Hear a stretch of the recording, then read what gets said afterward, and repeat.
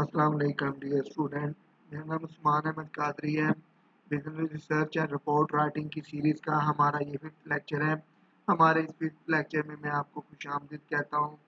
This chapter is about the research process. इसमें हम step 4 और स्टेप 5 करेंगे। जैसे कि प्रीवियस चैप्टर नंबर 4 में हमने स्टेप नंबर 1, 2 और 3 किया था। The theoretical framework hypothesis development. इसमें हम थ्योरेटिकल फ्रेमवर्क जो है और हाइपोथेसिस डेवलप करेंगे और ये चैप्टर हमने अडॉप्ट किया है उमेर सेकंड की बुक से। इस चैप्टर 5 जो है इसका पार्ट 2 जो है हम कवर करेंगे। प्रीवियस फर्स्ट पार्ट जो है हमने लेक्चर नंबर 4 में कवर कर लिया था। जैसे कि मैं आपको बता रहा हूँ कि इस चैप्टर में हम स्टेप नंबर 4 और स्टेप नंबर 5 को देखेंगे, कवर करेंगे। वो स्टेप नंबर 4 और स्टेप नंबर 5 होता क्या है। जैसे कि चैप्टर नंबर 4 में हमने ऑब्जर्वेशन, ब्रॉडर एरिया और रिसर्च इंटरेस्ट और आइडेंटिफाई कर लिया था।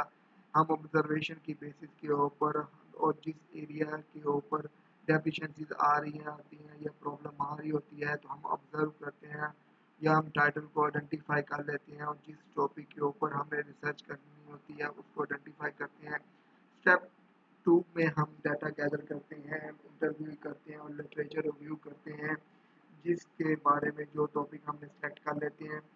आफ्टर लिटरेचर रिव्यू है वो प्रॉब्लम हम आइडेंटिफाई कर लेते हैं कि एक्चुअली वो गैप क्या है, वो कौन सी प्रॉब्लम एरिया रिसर्च प्रॉब्लम क्या आ रही है। उसको देखते हुए फर्म जो है थ्योरेटिकल फ्रेमवर्क, लिटरेचर रिव्यू और प्रॉब्लम आइडेंटिफिकेशन के बाद फर्म जो है इस चैप्टर में हम स्टेप नंबर 4 और स्टेप नंबर 5 का रहे हैं। थ्योरेटिकल फ्रेमवर्क डेवलप करते हैं। थ्योरेटिकल फ्रेमवर्क जो होते हैं रिलेशनशिप को आइडेंटिफाई करता है कि इंडिपेंडेंट और डिपेंडेंट के दरमियान जो है वो क्या कौन सी रिलेशनशिप है, पॉजिटिव है, नेगेटिव है। हम प्रॉपरली उसको लेबल करते हैं। फिर उसके थ्योरेटिकल फ्रेमवर्क बनाने के बाद फर्म जो होती हैं ये रिसर्च प्रोसेस के अंदर हम हाइपोथेसिस को डेवलप करते हैं। हाइपोथेसिस होती क्या है, एक गैस स्टेटमेंट से एजुकेशन गैस हो सकते हैं जो हम लिटरेचर रिव्यू, प्रॉब्लम स्टेटमेंट और थ्योरेटिकल फ्रेमवर्क से डेवलप करते हैं और identify the relationship between the to very cause and effect relationship identify करता है। हाइपोथेसिस learning objective क्या होंगी after completing this chapter you would be able to understand about identify the label and variable associated with any given situation कि हम variables को कैसे identify कर सकते हैं, उनको कैसे लेबल कर सकते हैं, उनके दरमियान कौन सी रिलेशनशिप को एसोसिएट कैसे किया जा सकता है। Establish the link among the variables, evolve a theoretical framework. Independent और डिपेंडेंट के और वेरिएबल के दरमियान रिलेशनशिप को प्रपोज करने के बाद हम थ्योरेटिकल फ्रेमवर्क बनाते हैं and develop a set of hypothesis and then the firm develop a set of hypotheses to be tested and state them in the null and alternative hypothesis। null and alternative hypothesis की basis के ऊपर जो है हम अपनी hypothesis develop करते हैं। theoretical framework होता क्या है। A theoretical framework represents your belief on how certain phenomena or a variable or a concept are related to each other। Theoretical framework हमें ये बताता है कि इन वेरिएबल्स के दरमियान जो है और कंसेप्ट के दरमियान जो है वो आपस में क्या ताल्लुकात है। एक मॉडल की शक्ल में हम थ्योरेटिकल फ्रेमवर्क बनता है और एन एक्सप्लेनेशन और why you believe that this variable and associate to each other. और आप किन बेसिस के ऊपर कह सकते हैं कि ये वेरिएबल्स के दरमियान जो रिलेशनशिप है वो क्यों एग्जिस्ट कर रहा है। यानी कि मॉडल बनाने के बाद आप मॉडल को थ्योरी के साथ सपोर्ट कर रहे हैं कि जो आप मॉडल बना रहे हैं उसके साथ कौन सी थ्योरी जो है वो सपोर्ट करती है। The relationship between the literature survey and the theoretical framework. Literature survey और थ्योरेटिकल फ्रेमवर्क के दरमियान क्या एसोसिएशन है। Literature survey provide a solid foundation for developing a theoretical framework. Theoretical framework जो है वो लिटरेचर सर्वे की बेसिस के ऊपर बनता है। अगर आप एक अच्छा लिटरेचर सर्वे कर लेते हैं तो आप आइडेंटिफाई कर लेते हैं कि कौन कौन से वेरिएबल्स हैं जो जिनका आपस में काज एंड इफेक्ट रिलेशनशिप है और उनकी बेसिस के ऊपर जो है फर्म जो है थ्योरेटिकल फ्रेमवर्क डेवलप करती है। The literature survey identify the variable that might be important as determined by the previous research finding. जो लिटरेचर सर्वे होता है वो आइडेंटिफाई करता है प्रीवियस रिसर्चेस की बेसिस के ऊपर कि जो वेरिएबल्स के ऊपर आप रिसर्च करने जा रहे हैं उनका आपस में क्या एसोसिएशन है और उन रिसर्च की क्या फाइंडिंग है, वो उस वेरिएबल्स के बारे में क्या कहते हैं, जो जिस वेरिएबल्स को आप रिसर्च करना चाहते हो। फॉर एग्जाम्पल ये थ्योरेटिकल फ्रेमवर्क का एक स्केच है जो बता रहा है relationship between the independent intervening और मॉडरेटिंग और डिपेंडेंट वेरिएबल के दरमियान। इंटरवेनिंग को हम मेडिएटर वेरिएबल भी कहते हैं। फॉर एग्जाम्पल इसमें वर्क प्लेस बुलिंग जो है वो इंडिपेंडेंट वेरिएबल है, स्ट्रेस जो है वो मेडिएटर और इंटरवेनिंग वेरिएबल है, जॉब परफॉर्मेंस डिपेंडेंट वेरिएबल है और स्पिरिचुअल इंटेलिजेंस जो है वो मॉडरेटर वेरिएबल है। अब फॉर एग्जाम्पल इस अगर मैं फिगर को एक्सप्लेन करूँ तो वर्क प्लेस बुलिंग के ऊपर अगर जहाँ आप काम कर रहे हो वहाँ पर अगर गाली गलौज हो रही हो, बुलिंग हो रही हो एम्प्लॉयज़ के ऊपर, तो उनके ऊपर स्ट्रेस आ जाती है। जब फर्म्स के ऊपर स्ट्रेस आ जाती है ऑब्वियसली उनकी जॉब परफॉर्मेंस कम हो जाती है। तो फर्म जो है वो कैसे इस एम्प्लॉयज़ की स्ट्रेस को कम करे कि उनकी जॉब परफॉर्मेंस बढ़ जाए। तो बीइंग ए स्पिरिचुअल इंटेलिजेंस अगर एम्प्लॉय जो है अगर स्पिरिचुअल इंटेलिजेंस है, वो चीज़ों को बाईपास करना सीखता जानता है, तो वो चाहे लोग उसको बुलिंग कर रहे हैं काम की जगहों के ऊपर, तो वो भी वो उसको बाईपास कर लेगा और जब बाईपास करेगा स्पिरिचुअल इंटेलिजेंस के थ्रू, तो उसकी स्ट्रेस जो है कम हो जाती है। जब स्ट्रेस कम होती है जो परफॉर्मेंस बढ़ती है। तो ये एक एग्जाम्पलरी थ्योरेटिकल फ्रेमवर्क है। तो आपका फ्रेमवर्क कोई भी हो सकता है। वो इवन आपके फ्रेमवर्क के अंदर मॉडरेटर नहीं भी हो सकता, मीडिएटर नहीं भी हो सकता। तो it depend on your framework कि आपकी रिसर्च आप किस टॉपिक के ऊपर रिसर्च करना चाहते हो और आपका एरिया ऑफ इंटरेस्ट क्या है, आपके वेरिएबल्स क्या हैं। हाइपोथेसिस क्या होता है? प्रपोजिशन प्रपोजिशन वैसे सजेशन कहते हैं या गैस स्टेटमेंट कहते हैं। Preposition that is empirical testable, यानी कि ऐसा मफरूज़ा ऐसी सजेशन जिसको हम टेस्ट भी कर सकें। It is empirical statement concern with the relationship among the variable. ये एक टेस्टेबल स्टेटमेंट होती है जो रिलेशनशिप बिटवीन द वेरिएबल्स को बताती है। एक अच्छी जो हाइपोथेसिस होती है मस्ट बी एडवोकेट फॉर इस पर्पज, वो एक सूटेबल पर्पज और मुनासिब पर्पज और एम्पल पर्पज के साथ ही स्टार्ट होती है, यानी कि बगैर किसी मकसद के या बगैर किसी वजह से हम हाइपोथेसिस नहीं बनाती है। एक ख़ास मकसद के तौर पर हम हाइपोथेसिस को जनरेट करती हैं। उसके बाद हाइपोथेसिस जो है वो टेस्टेबल होनी चाहिए। दूसरी जो बात हम करेंगे कि हाइपोथेसिस किस तरह की होनी चाहिए। डायरेक्शनल भी हाइपोथेसिस हो सकती है, नॉन डायरेक्शनल भी हाइपोथेसिस हो सकती है। हाइपोथेसिस की स्टेटमेंट कैसे होती हैं, फॉर्मेट कैसे होते हैं। इफ एंड देन स्टेटमेंट को भी हम यूज़ कर सकते हैं। Can be use to test whether there are the difference between the two groups. It takes to form. Format जो होता है हाइपोथेसिस का वो दो तरह का होता है, दो तरह का हो सकता है। Employees who are more healthy, for example ये इफ एंड देन स्टेटमेंट है कि अगर एम्प्लॉय जो ज़्यादा हेल्थी होते हैं वो उनमें सिक लीव जो है वो लेस फ्रीक्वेंटली होती हैं। और इसी तरह एम्प्लॉयज आर मोर हेल्थी, अगर एम्प्लॉयज जो हैं वो ज़्यादा हेल्थी होती हैं then they will take the sick leave less frequently. ये देखें ये दोनों चीज़ें एक ही स्टेटमेंट है, लेकिन इफ एंड देन स्टेटमेंट को दो दो मुख्तलिफ तरीके से हम लिख सकते हैं कि अगर एम्प्लॉय जो हेल्थी होंगे तो वो छुट्टियाँ भी लेस फ्रीक्वेंटली लेंगे। तो इसमें भी ऐसा है कि अगर एम्प्लॉयज हेल्थी होंगे तो वो सिक लीव भी लेस फ्रीक्वेंटली लेंगे।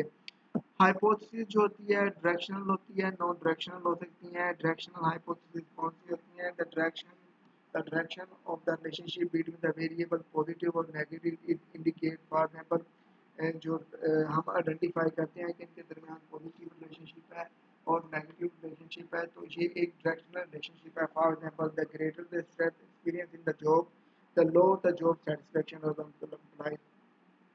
फॉर एग्जाम्पल ग्रेटर जो है वो एक डायरेक्शनल हम शो कर रहे हैं और लो द जॉब सेटिस्फेक्शन, यानी कि अगर स्ट्रेस लोगों की बढ़ेगी तो उसकी जॉब सेटिस्फेक्शन जो है वो कम हो जाएगी। और दूसरा जो है women are more motivate than the man are.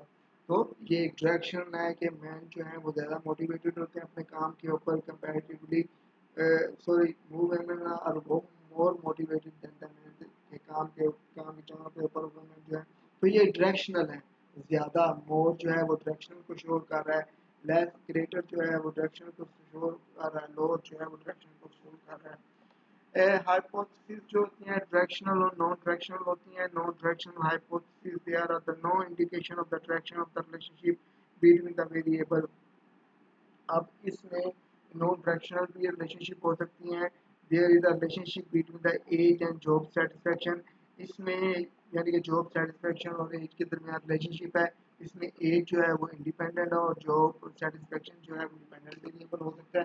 Previous PP में भी ऐसा है। ये स्ट्रेस एक्सपीरियंस का जॉब स्ट्रेस जो है वो इंडिपेंडेंट वेरिएबल है, जॉब सेटिस्फेक्शन जो है वो डिपेंडेंट वेरिएबल है। अगर हम देखें तो हेल्थ जो है यहाँ पर एम्प्लॉयज हेल्थ जो है इंडिपेंडेंट है और सिक्स लीव जो है वो डिपेंडेंट वेरिएबल्स हैं। नॉन डायरेक्शनल हाइपोथेसिस जैसे कि मैंने एक्सप्लेन कर दिया। एक और एग्जांपल है there is a difference between the work ethics value of the American and the Indian employees.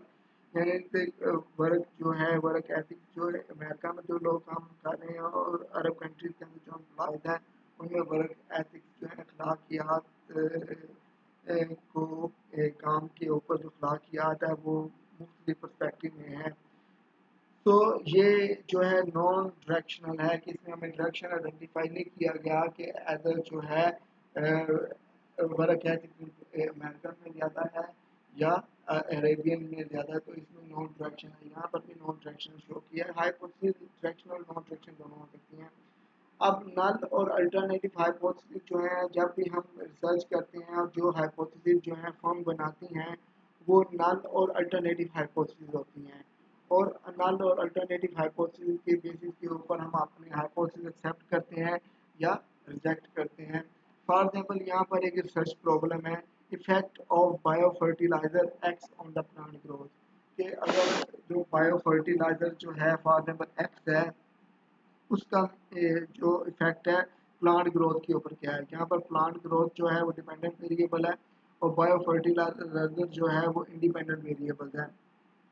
हमने ये देखना है कि बायो फर्टिलाइजर जो एक्स है उसका वो प्लांट की ग्रोथ के ऊपर क्या इफेक्ट आता है। फॉर एग्जांपल हमारे पास अल्टरनेटिव हाइपोथेसिस क्या होता है। अल्टरनेटिव हाइपोथेसिस में अल्टरनेटिव हाइपोथेसिस होता क्या है। Alternative hypothesis the hypothesis which researcher tries to prove.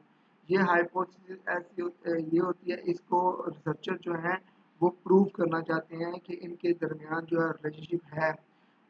इसको डिनोट करते हैं H1 से और simply it opposite of the null hypothesis. और नल हाइपोथेसिस ये ऑपोजिट होती है कि ये कहती है कि there is a relationship between the independent dependent variable और ये कहते हैं there is a no relationship between the independent dependent variable. So the null hypothesis which researcher try to disprove. जिस तरह इसको प्रूव करना चाहते हैं रिसर्चर और इसको डिस्प्रूव करना चाहते हैं। और nullify it donate by H node. इसको एच नोड के साथ हम डोनेट करते हैं डिनोट करते हैं। It is opposite of alternative hypothesis. For example यहाँ पर एक सिनेरियो दिया गया है कि अगर फर्म जो है अगर हम पानी देते हैं प्लांट्स को तो प्लांट जो है वो ज़्यादा फर्टिलाइजर हो जाते हैं उनकी ग्रोथ बढ़ जाती है। यानी कि application of bio fertilizer increase the plant. For example पानी हमने दिया तो प्लांट की ग्रोथ बढ़ गई। और यहाँ पर एक एग्जांपल जो है application of the biometric x do not increase the plant growth. यानी कि हमने पानी दिया और उसकी ग्रोथ नहीं बढ़ी। अब फॉर एग्जांपल रिसर्चर जो हैं हमेशा जो है वो इसको डिस्प्रूव करना चाहते हैं कि ये रिलेशनशिप जो है वो एग्जिस्ट नहीं कर रही। यानी कि रिलेशनशिप है। अगर फॉर एग्जांपल रिलेशनशिप नहीं एग्जिस्ट करती तो हम अल्टरनेटिव हाइपोथेसिस को रिसर्चर जो है रिजेक्ट कर देते हैं और नल हाइपोथेसिस को एक्सेप्ट कर देते हैं। तो इसको ज़्यादा समझने के लिए हम एक और मैं एग्जांपल आपको प्रूव करता हूँ। For example effect of bio fertilizer X on plant growth. को हम अगर हम रिलेशनशिप के पर्सपेक्टिव में देखें तो मैं इंडिपेंडेंट वेरिएबल और डिपेंडेंट वेरिएबल के पर्सपेक्टिव में देख रहा हूँ कि अगर application of the X fertilizer जो है यानी कि पानी जो है अगर हम उसको दें तो प्लांट की ग्रोथ बढ़ेगी। किसकी? प्लांट की ग्रोथ बढ़ सकती है, नंबर ऑफ द लीफ बढ़ सकते हैं और नंबर ऑफ द फर्टिलाइजर यानी इंडिपेंडेंट और डिपेंडेंट का इफेक्ट आ रहा है। तो इसी तरह अगर हम नल हाइपोथेसिस के ऊपर देखें तो अगर मैं ये कहता हूँ कि अगर मैं पानी दे रहा हूँ, अगर मैं फर्टिलाइज़र दे रहा हूँ या पानी दे रहा हूँ, तो प्लांट की ग्रोथ नहीं बढ़ती, नंबर ऑफ लीव्स नहीं बढ़ते, नंबर ऑफ फ्रूट्स नहीं बढ़ते। तो ये नल हाइपोथेसिस है कि they do not have increase the plant growth. तो रिसर्चर जो हैं ऑलवेज डिसप्रूव दिस रिलेशनशिप और always prove the relationship between the independent dependent variable. Dear student, हमारा ये 5th लेक्चर था। मुझे उम्मीद है मैंने जितने भी कंसेप्ट यहाँ पर आपको एलैबोरेट किए हैं आप अंडरस्टैंड कर पाएंगे। आपके इस लेक्चर में जितनी भी क्यूरीज आपके होंगी इंशाल्लाह ताला जो हमारा 2 घंटे का इंटरेक्टिव सेशन होगा उसके दौरान मैं रिजॉल्व करने की पूरी कोशिश करूँगा। Thank you very much.